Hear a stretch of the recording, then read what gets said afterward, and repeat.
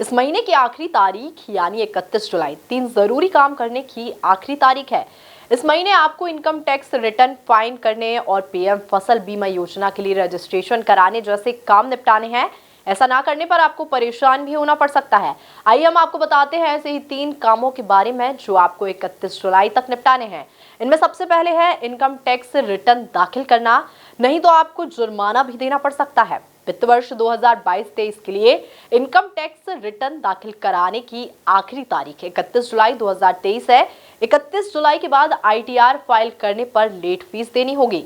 31 जुलाई के बाद ITR file करने वाले टैक्स पेयर्स को लेट फीस देनी होगी। अगर किसी इंडिविजुअल टैक्स पेयर की सालाना आय 5 लाख रुपए से ज्यादा है तब उसे 5,000 रुपए की लेट फीस देनी होगी, और अगर टैक्स पेयर की एनुअल इनकम 5 लाख रुपए से कम है तब उसे लेट फीस के रूप में 1,000 रुपए भरने होंगे।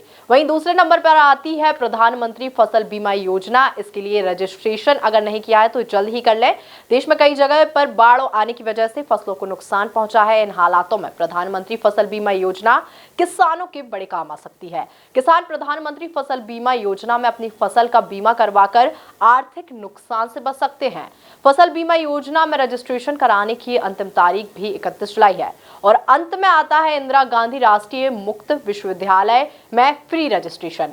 इसमें 2023 के सीजन के लिए फ्रेश एडमिशन और री रजिस्ट्रेशन करने की समय सीमा जो है 31 जुलाई तक है।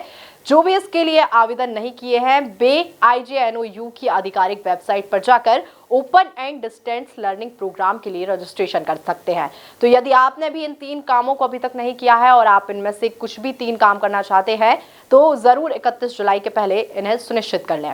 फिलहाल के लिए इतना ही। ऐसे ताज़ा तमाम अपडेट्स से जुड़े रहने के लिए आप देखते रहिए MP न्यूज़।